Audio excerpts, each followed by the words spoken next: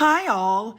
Everything in my video is pulled from the public domain, and I am using them under the Fair Use, Fair Dealings guidelines. Everything I say is my own opinion. You should look into this information for yourselves, but I'm pretty sure I'm right.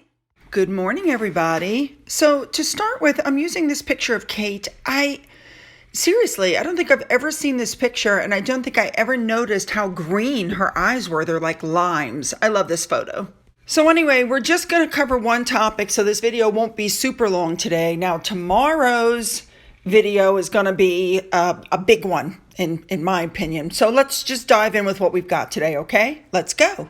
So we woke up yesterday morning, or I did, to hear that Meghan Markle had won in the appeal for the tabloid privacy case against the letter. Now, I'm not going to go through the whole thing again. You guys know she wrote this letter with her dad in mind. The text messages prove that.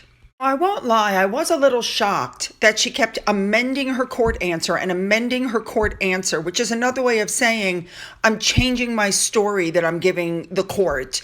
And the court's decision was to come back and say it was an unfortunate lapse in memory. That was not an unfortunate lapse in memory, that's perjury.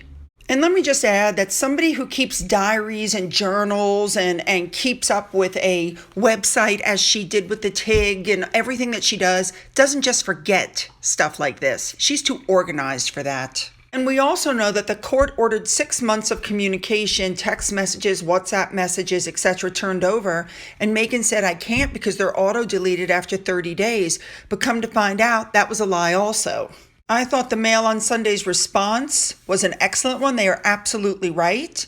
Meghan Markle's friends, at her direction, attacked her father. We knew that the letter had been sent with the idea of it being made public. He did not make it public until she attacked him through her friends. It also points out that Meghan's credibility has been dented because it showed that she lied about the messages. She lied about finding freedom. What else has she lied about? I've told you guys before, all you have in this life is your reputation and your credibility.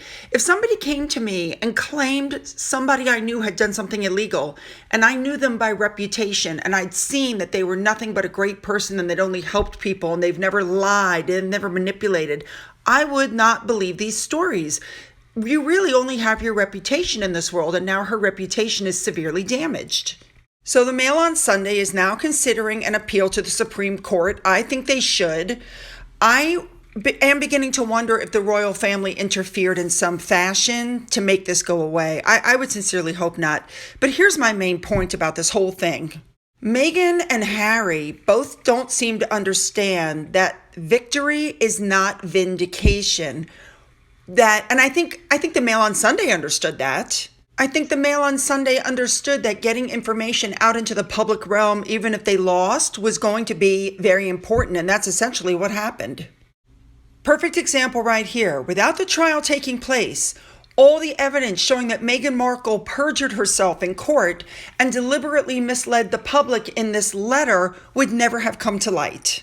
Let's not leave Harry out of it. Those messages revealed in the hearing showed that Harry also tried to manipulate and lie about helping with finding freedom, as well as showing how their compassion and action works by Harry sending a text message to Thomas Markle as he laid alone in a hospital bed after having a heart attack, a message that was so bad it had to have been full of God knows what, that they wouldn't even read it in court. It was so bad.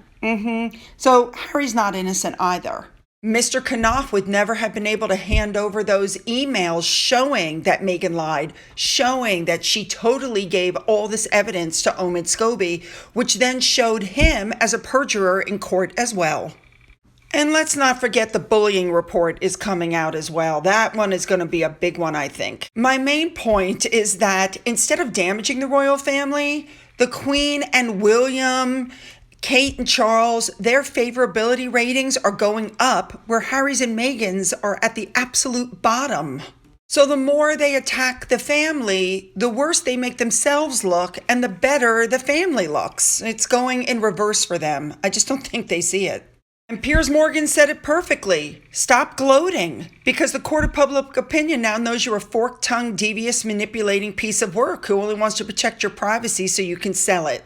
How is it that that man always knows exactly what to say? I guess my point is they may have won the battle, but they're losing the war because now anytime they write or say anything, I can't believe it because they're not credible. Here's something I just found interesting. After winning the court case today, Meghan put out a statement and she used the same letterhead that Catherine used to talk about the Christmas Carol. Now, she said a lot of things in her letter. She's talking about this was always right versus wrong and truth. She should not be using the word truth, which as much as it showed that she's a liar. And I'd like to point out, as it was said on Twitter, that she says her court victory is about truth, but not a single fact published by the defendants was disputed. On contrary, this case was all about copyright law. And if the Mail on Sunday had only published like 20% of the letter, we wouldn't even be talking about any of this. The only person exonerated in that court case was Thomas Markle. And the only person shown to be a lying perjurer was Meghan Markle. The news had some interesting things to say. Now, this video was like 6 minutes long, so I've edited it down for you to the most important parts. Listen to this. But why on earth do you think the judge came down on Meghan's side? Well, it's interesting. I think the judges have moved the goalposts a little. But the Mail on Sunday brought forward some really interesting evidence was that this letter was part of a PR strategy. It was always intended to be leaked. It wasn't just a risk that it would, but it was part of the strategy. And of course, they had evidence that Meghan's four friends had briefed People magazine on the contents of the letter, and also that Omid Scobie had been told about the letter, and her PR person, Ken Sunshine, had also briefed on the letter. Obviously, in America, this letter could have been lawfully published, but also Canada, Australia, New Zealand, pretty much any Commonwealth country and almost anywhere in Europe. Mail on Sunday, Associated Newspapers, they've said, they're looking at whether they might appeal to the Supreme Court. And the crucial thing here is there was never a trial. The person bringing the case can have basically had to apologise to the court for misleading. I mean, I don't know anyone who believes that version of events at all. But fundamentally, if you bring a case against someone, you should be willing to go to court to fight that case. Because it was always intended to be publicised. And what she didn't like was the way in which it covered the opportunity of a fair trial. And there's every possibility that they could win that, I think. My follower Elaine then sent me this information, which I think is really cool. So Oliver Dowden, who was the Minister for Digital, Sports and Culture until September, is looking to question what he refers to as judge-led privacy in Parliament and is working with others to introduce measures to prioritize freedom of speech over privacy. They will be embedded in the new Bill of Rights, which is currently going through its stages in the House of Commons. This gentleman apparently is ferocious about freedom of speech. I think this is absolutely fabulous. I love it. The UK is fighting back. Fabulous. Wouldn't it be interesting if the law was changed before they got back into court? What that would do for it. That's so cool. And thank you, Elaine, for sending me this information. So to complete this, ladies and gentlemen, my point is they may have won the battle, but they are losing the war. Don't forget to hit the subscribe button and the bell to be notified of future uploads. You can email me. You can follow me on Twitter. You can follow me on Gab. And for those who donated to my coffee fund, thank you very much. And as always, you guys have a great day.